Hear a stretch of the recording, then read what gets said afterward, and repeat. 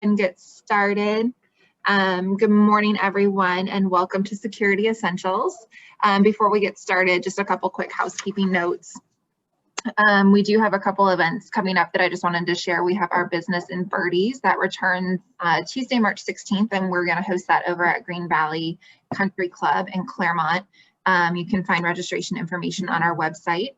Our next chamber breakfast will be held virtually on March 19th at 8 a.m. and the focus is on Groveland and all of the development in that area. We are recording this session and then we will have the notes afterwards if you're interested in that.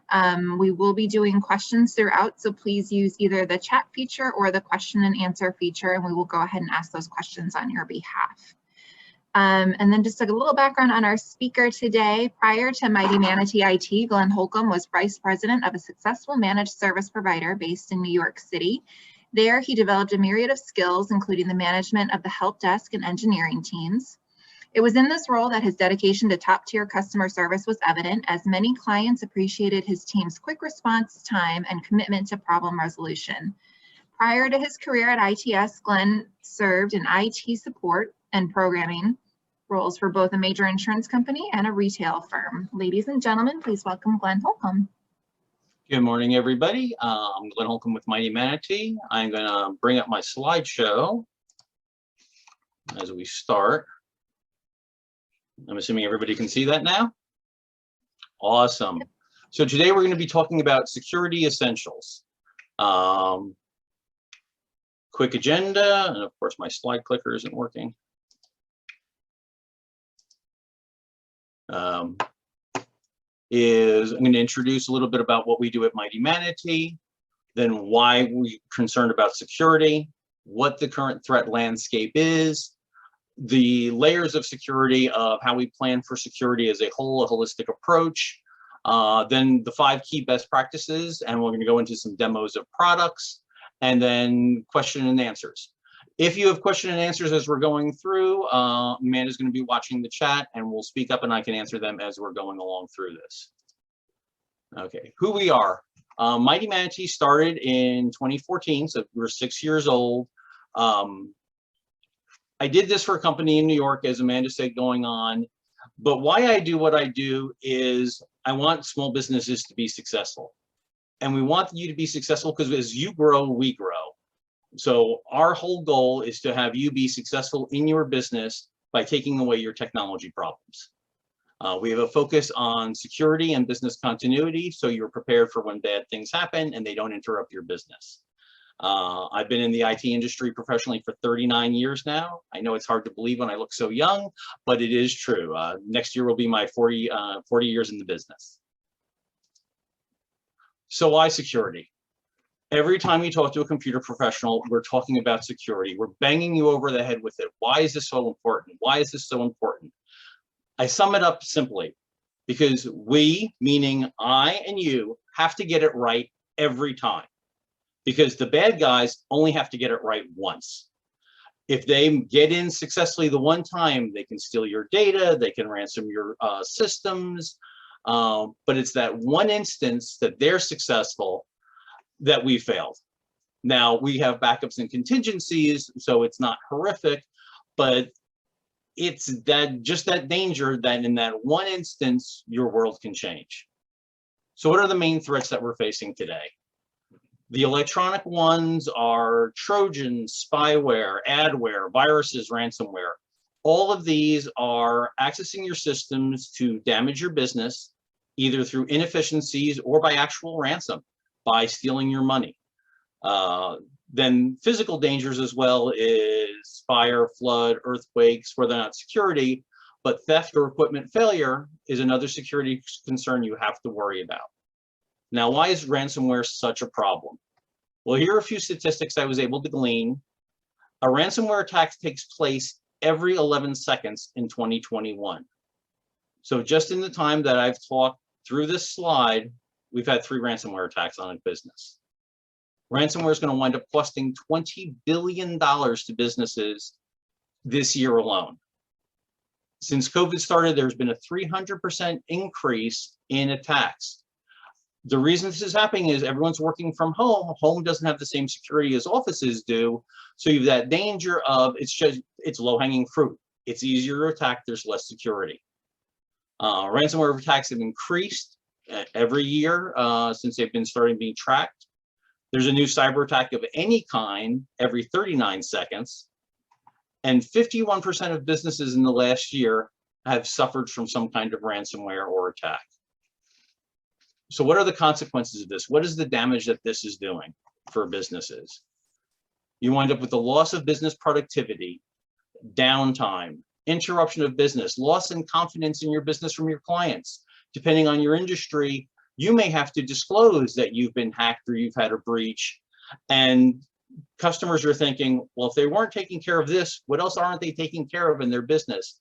Am I secure? Is my data secure? Are they providing the right services? You could have data extorted from you. All these bad things are the consequences of ransomware. And some of you are like, well, we can just pay the ransom and get our data back. There's no guarantee, even if you pay the ransom, that you're going to get your data back. It's a horrible issue, and your best protection against this is not getting attacked to start with. There's no silver bullet for this. If anyone tries to sell you a single product or a single solution and tell you, you'll be safe with this no matter what, they're lying to you. Run for the hills. Security, we do in layers. We talk about it as the layers of the onion, or I like the layers of the cake because I like cake more than onions. But it's multiple layers of protection, and not everybody needs every layer. It depends on the industry you're in. Medical, legal, financial needs more protections than, say, real estate. But by these layers, if something gets through one layer, another layer is going to catch it. So in this diagram, we're starting with our mission critical assets. This is your data. This is what you need to protect. Data security is your next level. It's controlling where the data is stored and who can have access to it. Then you have application security. This is passwords into the system, how your programs are actually protecting your data. Endpoint security is antivirus, identification management. This is your passwords. These are the things that are being protected on your individual machine or tablet or phone. Network security. That's how your machines are accessing the internet and other machines and resources on your network. Perimeter security. This is when you are getting then out to the internet. You're going to have firewalls, DNS filters, those kinds of things. And then the most important one is the human layer. Is this the most important one? Because this is the weakest one. More than 75% of attacks come from human error, human action. You click on a phishing email, your password is compromised. These are where we're seeing most of the attacks come in from. So we have to focus on education and awareness of what the problems are that are out there. So we're going to start with 5 key best practices that we want you to take care of for this. Passwords. You'll hear this all the time. You want unique passwords across your applications. Why do you want unique passwords? Because what happens is if you're using the same password for all your systems and something gets compromised from one of those sites, the bad actors are trying those same passwords across every site.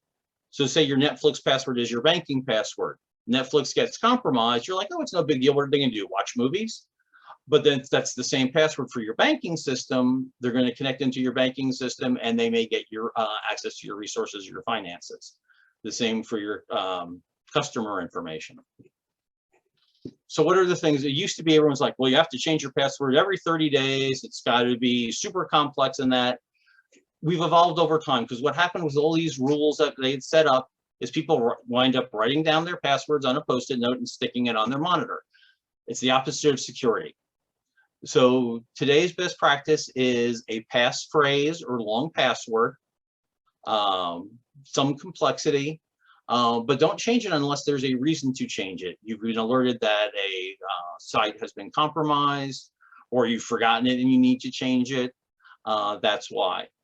Try not to use password hints. It just is another attack vector that people can get in.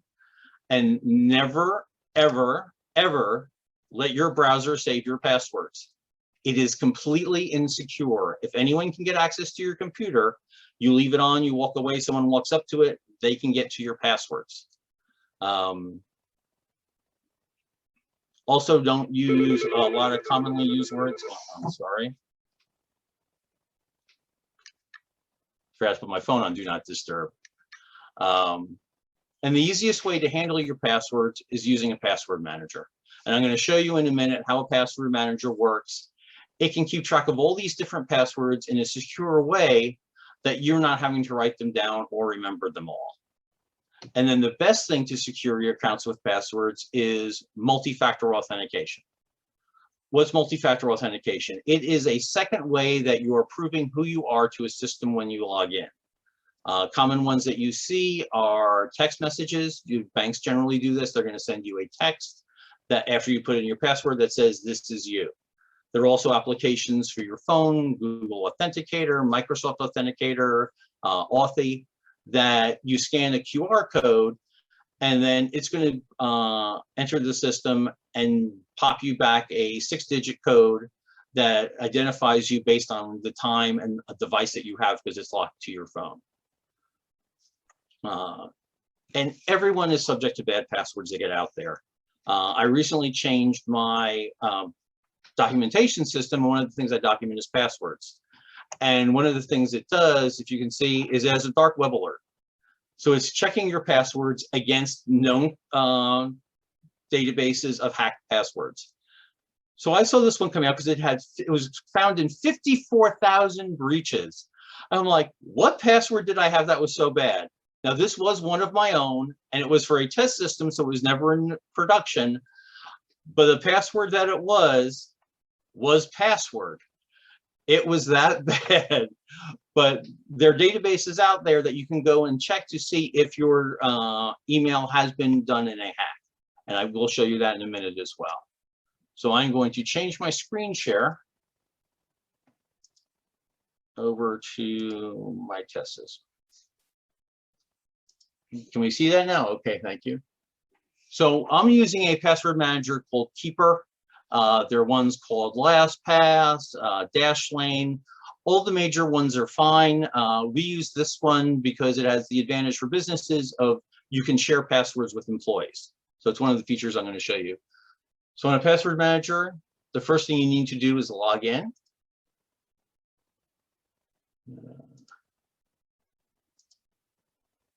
Okay, I had gone through this before, but the first thing it wants is two-factor authentication. Normally this would be on your phone, but this is my two-factor. I use set up this account with Authy, and it wants a password. So let me put in the password.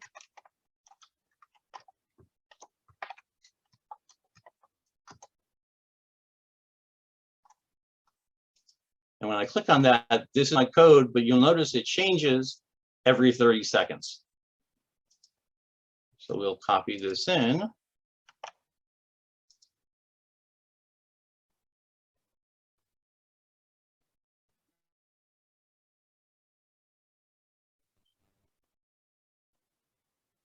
Gotta love doing live demos.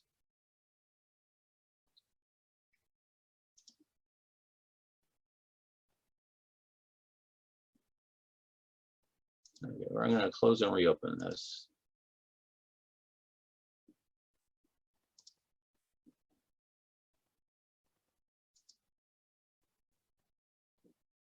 I'm going to grab this here.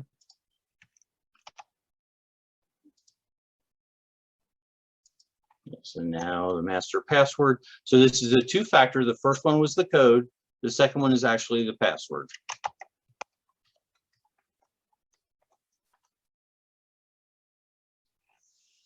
Okay, and now I'm logged in. The recommendation on a password manager, if it's a machine that anyone else can have access to, you want to have it lock out and have to use it at each try or each session of your browser. If it's a machine that is in your locked office, you can leave it logged in either for the day or for a longer period. Do what you feel is best for your security. So if I can go into the vault, it's going to show all the passwords that I've got saved in here. So this is for one of our backup systems. You'll see it'll have my login, my password, and I can launch it from here and log in.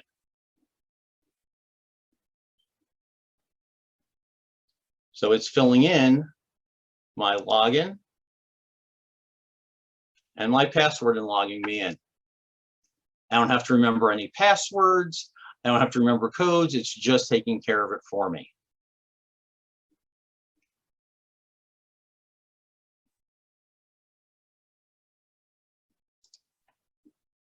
Okay. As this one I said, you can share things with your team, but here they're read-only. So you could share things, but not let the person see the password. So for a business adventure, this is great that you're allowed to log into sites that the business needs, but the password's never being exposed to employees, so they can't see it and take it with them if they leave. So it saves you from having to change passwords for systems that you're allowing your employees to use.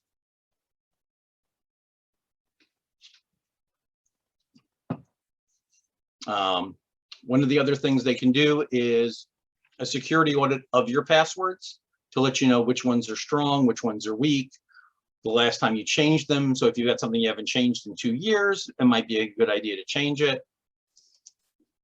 And breach watch. What this does, and most of them do this, is it's going like my documentation system and searching the dark web for possible breaches of the password.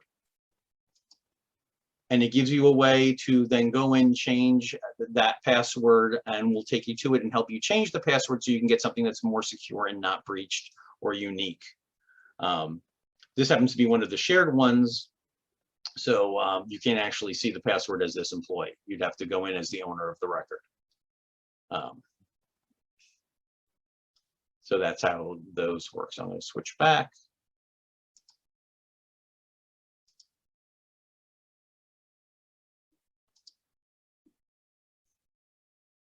Any questions so far on passwords, password managers, multi-factor? Okay.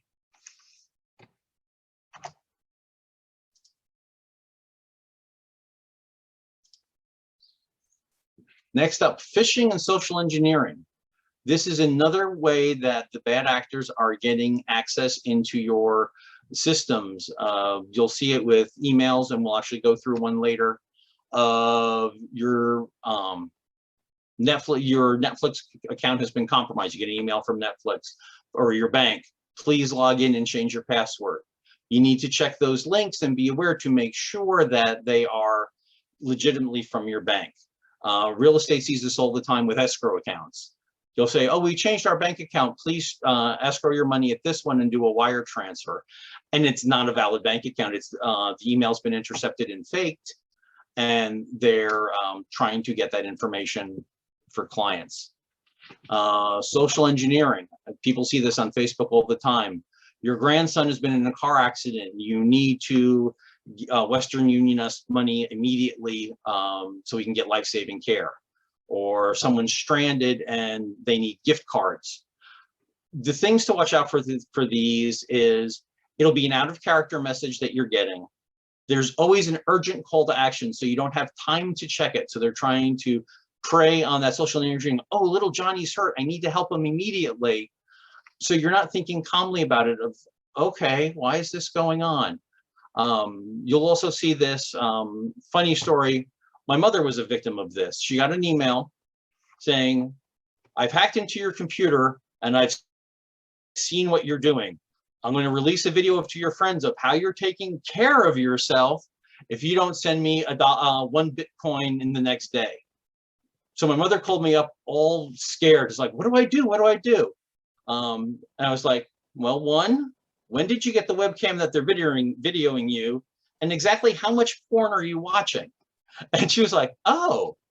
I did have someone point out to me, though, I did a real chance asking my mother that question, but I did luck out and she had not been watching any porn. But you praise on your mental thing of, oh, I must have done something. They said I did. It's on the internet. It has to be true. No, Abe Lincoln said that in 1978. But anything you get like that you're not sure about, you want to trust emails, but you want to verify. Anything financial, go back to the source. So if you get an email from your bank that you're not sure about, call the bank directly from a number from their website. Never click the links on the emails, never use the information that's there because it's probably not true. You can also put in email systems that can help verify phishing emails. They verify links. They can let you know when something's coming that's from someone you haven't gotten before. So it might not be the right one. So let me switch over again.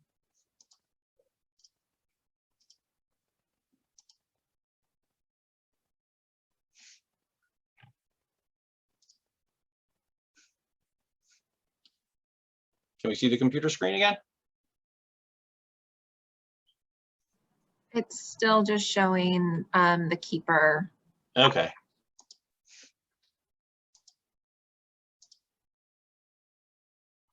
There you go. So here's an email. This is actually one that I received a couple weeks ago in February.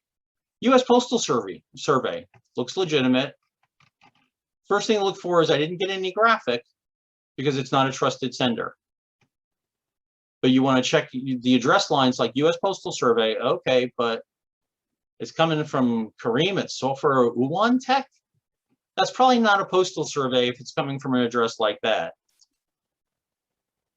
Now, if you also download the pictures, all of a sudden, that looks like it could be legit from the post office. It's got a nice UPS picture, a United Postal, and it wants me to start the survey. But if you can see at the top of the screen as I'm hovering over this, it's actually showing me the link. And it's going to a .co.in, which is going out to India. So that is not going to be the Postal Service, but you need to, if you hover over links or pictures on emails, it's going to tell you where it's coming from or where it's going to take you when you click on it, and you can verify. So like for this, if it was going to be the Postal Service, it should go to a USPS.com address. That's the postal address. So you want to verify those things to make sure they're actually going to be legitimate on that and not click on these.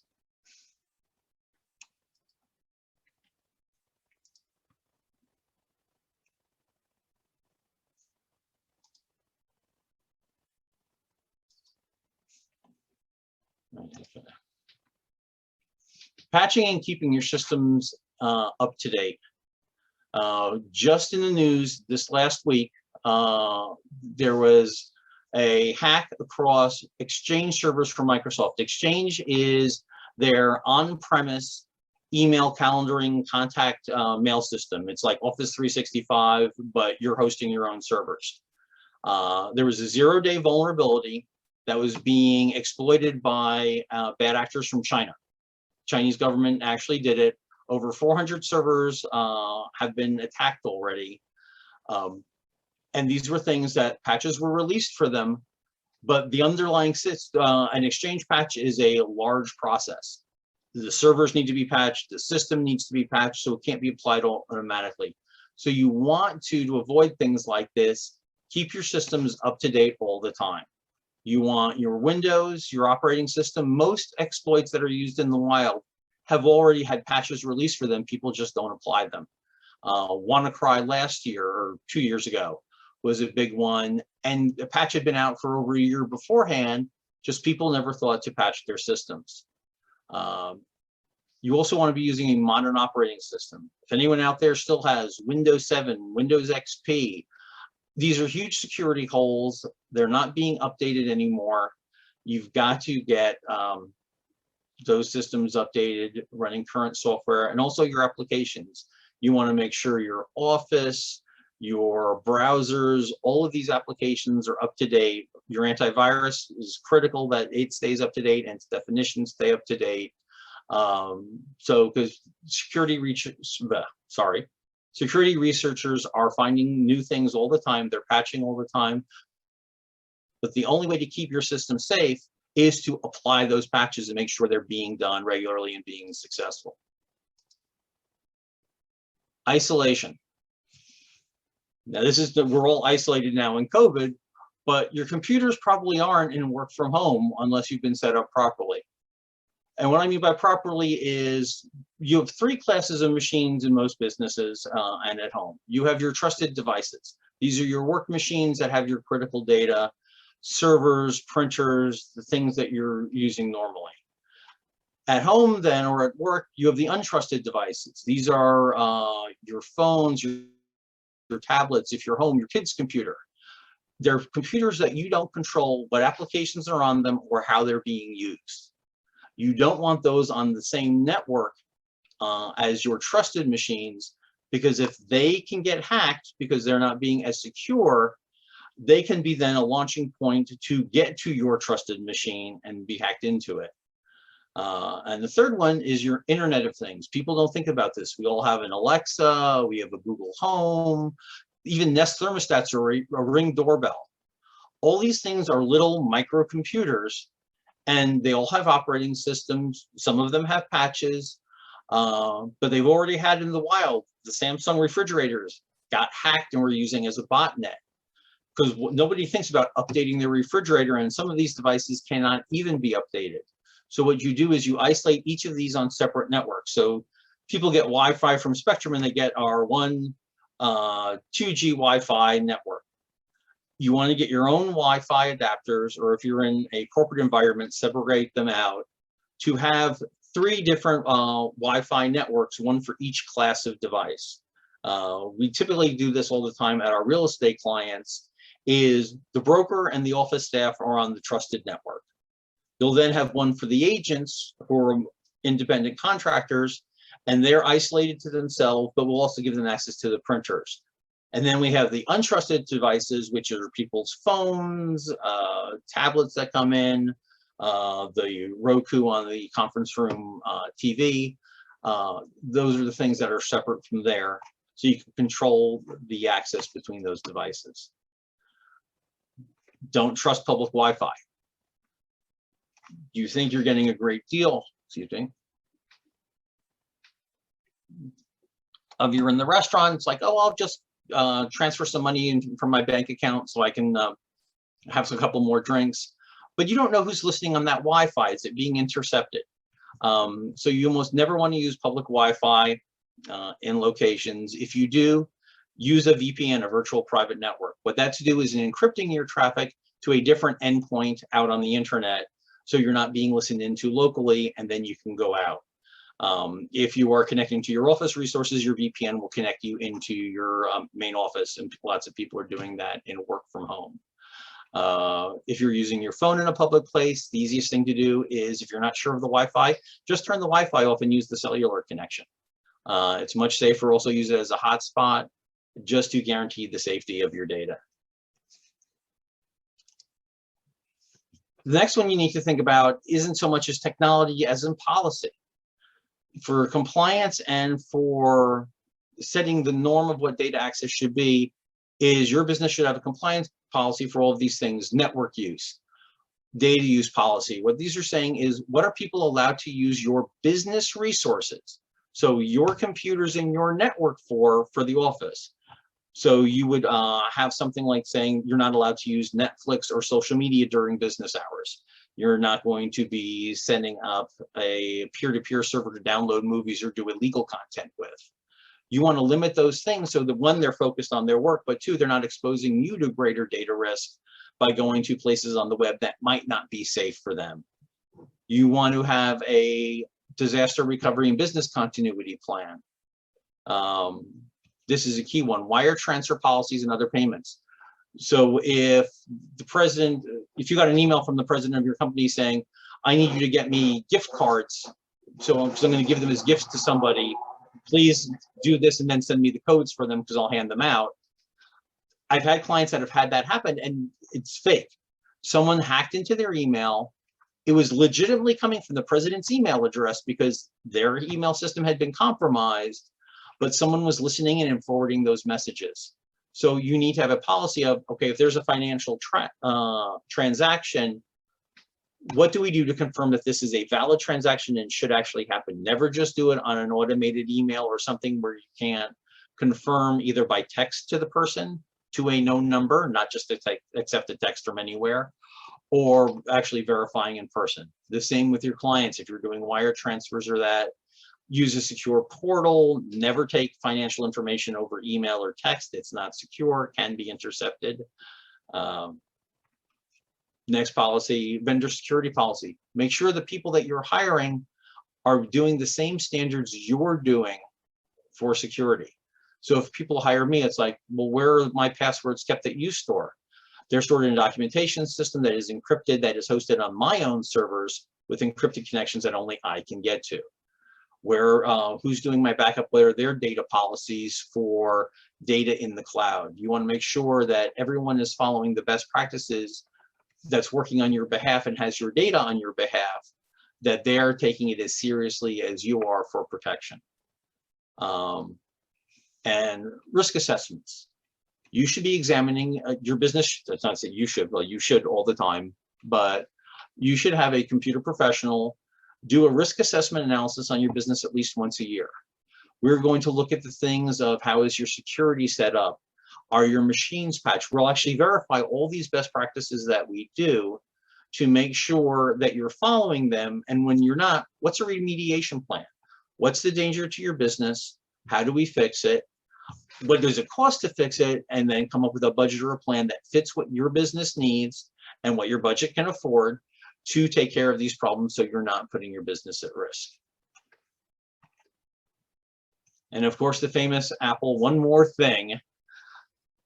This is always the most important thing that everyone needs to do. Backup, backup, backup. It is your last hope if all things go wrong. Whether it's a physical disaster, fire, flood, hurricanes, which we have in Florida, disgruntled employees, bad actors, you get ransomware. The only way to guarantee your information is going to come back to you is backups. And I always hear, well, what do I need to back up? I've got this little hard drive. I've plugged it into my computer on the side, and it installed some software and it's copying it. If you install a backup software and no one ever checks it, it's not backing up. It's sort of like a tree falls in the forest. No one heard it, didn't make a sound. No, you have to have someone verifying these backups all the time. You also have to have a copy that is not with your computer and the main source of the data. Having just an external drive plugged into your computer doesn't help you if your house burns down, if your office burns down, or if you get a flood, or it's stolen. You need to have an offsite copy in the cloud. And everyone's like, oh, I don't trust the cloud. The cloud is more secure than what you have on your desk. And also remember, the cloud is just somebody else's computer. There's no magic to it. There's no mystery to it. It's generally something Microsoft, Amazon, Google owns, and it's just a secure place to store your data. Then people ask, what should we be backing up? Everything that's critical to your business. Anything that could affect how your business runs or is of personal value to you should be backed up. So for computers, at minimum, every document and file that you have. Personal information, you want every picture and video that you have. You lose all those baby pictures, you're in trouble. Another story, I had just gotten married. We were married about for a year. We had moved into a new house. My wife's mother sold the old house that they used to live in. She had gone and taken pictures of all of them, put them on my computer drive. It wasn't where I had stored all the pictures in an entire machine. It was in a different directory. Since I was being selective in my backup, I didn't have them and the hard drive crashed. I still have the hard drive in a cabinet because I'm not ready to spend $3,000 to get the data put off of, but I lost the pictures of the house she lived in since she first moved into Florida for 12 years, and they were just gone because they weren't in the right place. Our recommendation is doing full image backups, which is taking a snapshot of your machine so you always have everything no matter where it got put. The next thing to make sure you have backup is of all your emails. There are new viruses that will attack Office 365 or Google Workspace and encrypt the emails in place in your mailbox. So you go to your mailbox and it's all gibberish. The only way to get that back is to have an external backup system. And people always ask me, well, don't Microsoft and Google back it up? Yes, to protect themselves from if their hardware fails or they have a database corruption. You can't call Microsoft up and ask, oh, please restore my email from 3 weeks ago. I seem to have misplaced it. They even tell you you need a third-party system to back those up. Your cloud data. You have things in OneDrive for SharePoint or Teams or Google Drive or even Dropbox. You need to make sure those are backed up as well. things happen. They can be encrypted. Worst case, you have a disgruntled employee when they leave and they decide, oh, I'm going to delete all my files. They're not important to me. And then they purge the recycled bin and then everything's gone. And also make sure you're backing up application data. QuickBooks Online. There again, you need to use a third party if you want to have a successful copy of that data. Line of business applications, usually those are like practice management software and things like that. But you want to make sure you have a backup that's readable by that system and they can restore your data to a point in time. And do we have any questions or answers?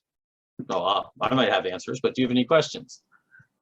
So in the chat, it looks like there are definitely a couple examples of some of these situations happening to people with the gift cards being purchased and an email about a family member or friend that was stranded for help. But one of the questions that is over here is, if you get an email that your password has been hacked, is this a hacker trying to hack into your computer? It could be one. It depends if the message came with a link for you to reset your password. If it came with a link to say, click here to reset your password because it's been hacked, it's probably a hacking attempt. There are legitimate emails that you can get that says, I got one from Netflix a couple of years ago of your password's been compromised. You should go change it. Go to our website. Here's where to do it, but without links, just the instructions.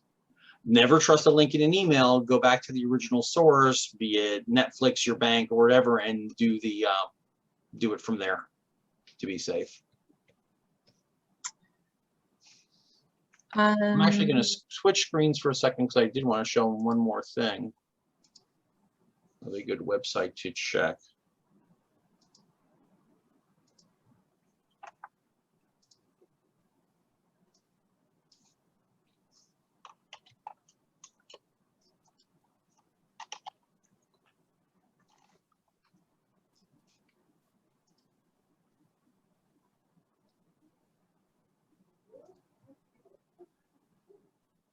Have I been pwned? This is a great one to see if your email has been in a database breach somewhere where your password could be. Oh no, I've been in 19 breaches. I knew I was in 19 breaches. This is my personal email that I've had since the late 80s. But if you scroll down, it will tell you things. Adobe was hacked in 2013 with the accounts. So if I had something where I had not changed the passwords from these, Canva in May of 2019, lots of people use Canva. If you didn't, when it happened, you would get that. And it's also telling you what compromised data was. Email addresses, geographic locations, names, passwords. Usually most of these are not going to be financial information that gets hacked, but it's user credentials. So you've got to be careful that they're not one trying to do identity theft or just doing brute force attacks into other systems. It's like, okay, Glenn used this password for Canva. Let me try it on Chase, Wells Fargo, all the banking systems and see if I get lucky. Because remember, it just takes them one chance to get lucky and they've paid for all the effort that they've done. Can you switch over your screen? It's still showing the PowerPoint, so we didn't get to see. Oh, I'm sorry. That's fine.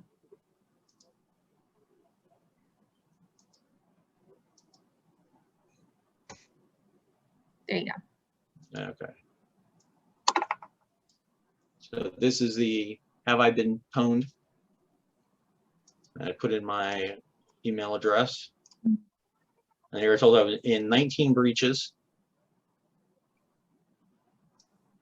for there. And these are some of the databases that these other password systems look at as well for that. Cafe Press, I bought t-shirts from them. So you can see all the different kinds of databases. Dropbox had a hack back in 2012. So it's amazing how many of these systems are out there. Now, I don't think my business address has been in any of them yet, but I could be wrong. 4 data breaches because it's a much newer email address. So it happens out there. But that's a great resource just to see where it was, and if you knew you had a password there, change everything that was using that same password. Are you still seeing anything with Zoom? I know Zoom's been around now. We're coming up on a year. As far as everyone really using Zoom, are you still seeing issues with like Zoom bombing and things like that from home? We're not anymore. I mean, Zoom has been very good on changing how they do access, where everyone does now need a password code. And most people are using the waiting room, so you're not getting those Zoom bombings coming in. It is still best practice to make sure you're using a waiting room and not put links out in public forums, to do it via email rather than just posting a link out on Facebook for it and having people pre-register.